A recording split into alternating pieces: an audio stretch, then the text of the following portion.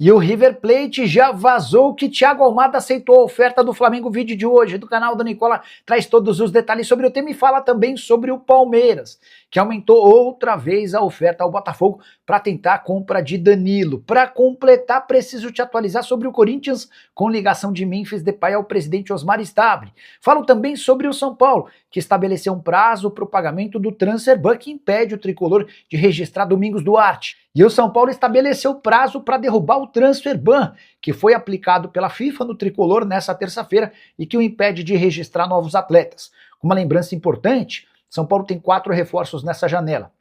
3 foram inscritos, mas Domingos Duarte, o único que chega com potencial e com condição de brigar pela titularidade logo de cara, não foi inscrito. Houve uma demora na regularização do processo, até por conta do fato de o cara ser português.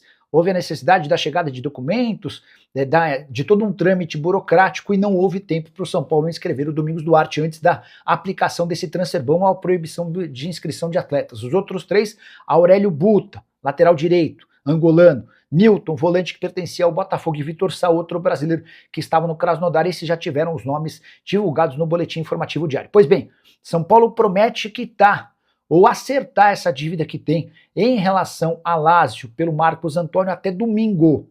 A dívida gira na casa dos 6 milhões e 100 mil reais. Resta saber de onde a Rimacis, presidente do Tricolor, vai conseguir tal grana. A enorme dificuldade financeira pelos lados do Morumbi. De qualquer forma, a promessa foi feita e a gente vai estar aqui para acompanhar se ela se cumpre ou não. Se o São Paulo conseguir derrubar esse transfer ban e fizer o pagamento a Lazio até domingo, achei domingo prazo esquisito também, né? Em relação aos bancos, você vai fazer a transferência de 6 milhões no domingo, enfim. Se houver esse pagamento pelo menos até segunda-feira, o São Paulo na próxima semana consegue registrar Domingos Duarte, que já fica à disposição do técnico Dorival Júnior. E o River Plate vazou na Argentina a informação de que Thiago Almada aceitou a proposta do Flamengo. Informação super importante. Vale a lembrança de que Flamengo e River Plate disputavam o interesse do jogador argentino, que pertence ao Atlético de Madrid e que tinha como prioridade a permanência no futebol europeu. Mas, diante da falta de propostas, o Almada já comunicou ao River Plate que vai fechar com o Flamengo. Pelo menos foi o que o River deixou vazar com os setoristas do clube. O Flamengo não confirma o acerto com o Almada, mas já admitia desde a terça-feira que vários passos haviam sido cumpridos na tentativa de se acertar o mais rápido possível com o meio atacante que fez enorme sucesso com a camisa do Botafogo. A proposta do Flamengo ao Atlético de Madrid já havia sido aceita, algo na casa dos 30 milhões de euros ou 174 milhões de reais. Agora, Flamengo e Atlético de Madrid acertam detalhes finais, como por exemplo a forma de pagamento e o número de parcelas. Se isso também for resolvido, de acordo com o vazamento feito pelo River Plate na Argentina, Thiago Almada será o próximo reforço do rubro-negro, contratação gigante. É só importante contar que na Espanha, jornais importantes tratam a saída do Almada com festa e lembram que o Flamengo tem sido um grande parceiro do Atlético de Madrid ao contratar jogadores que por lá não vinham rendendo. Casos de Samuel Lino, que saiu custando mais ao Flamengo do que o Atlético havia gasto, e com o Saúl, que tinha salário extremamente alto, mas era reserva. Quero falar sobre o Palmeiras, que subiu sua proposta para contratar o volante Danilo. Verdão percebeu que o Botafogo está decidido a fazer negócio com o Zenit e alterou mais uma vez o valor da oferta.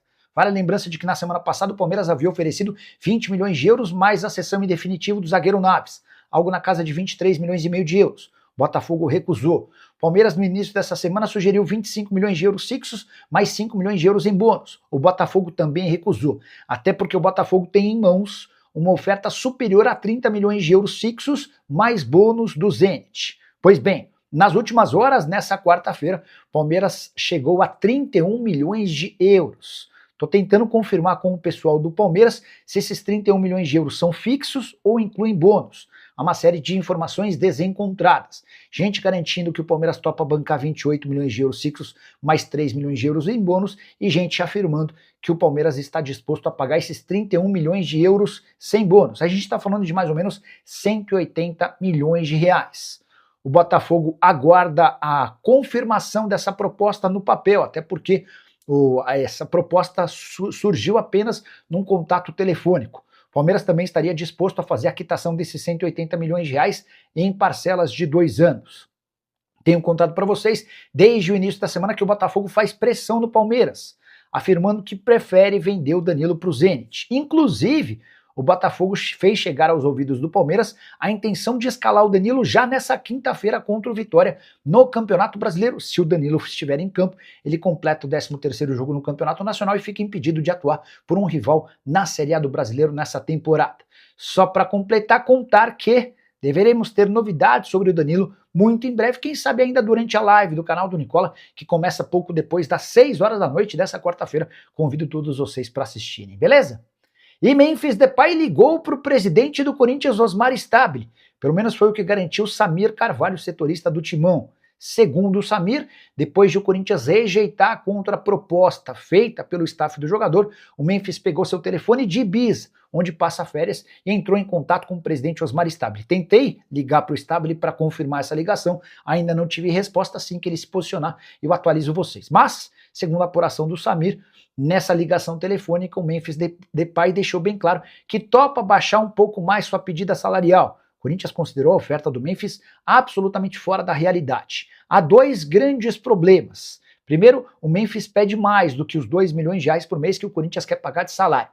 O segundo e maior entrave diz respeito à dívida que o Timão tem para com o Memphis. Nesses 2 anos de contrato, o Corinthians deixou de pagar quase 45 milhões de reais com bônus. E a ideia do Memphis Depay é receber essa grana à vista. O Corinthians alega não ter a menor capacidade de fazer tal quitação diante de todos os problemas financeiros pelos quais passa. E o presidente Osmar Stabile pede que o Memphis aceite o parcelamento desses 45 milhões de reais ao longo dos 2 anos de contrato. Se não houver essa facilitação do Memphis, dificilmente esse acordo vai acontecer. No Parque São Jorge existe a convicção de que o Memphis não tem boas propostas do exterior. Até por isso, ou o Memphis aceita aquilo que o Corinthians oferece, ou não vai haver acordo. Só para completar, contar que antes de tomar seu quarto transfer ban na FIFA, o Corinthians ainda tentou convencer o Midland da Dinamarca a renegociar o prazo de pagamento do volante Charles. A resposta do Midland foi curta e direta: não aceitamos e estamos solicitando à FIFA a punição por parte de vocês. Hoje o Corinthians tem 3 transfer bans na FIFA e outra punição via CNRD. E você, o que pensa sobre Memphis Depay, sobre as punições, sobre a condição financeira do Timão? Já usa o espaço para comentário para opinar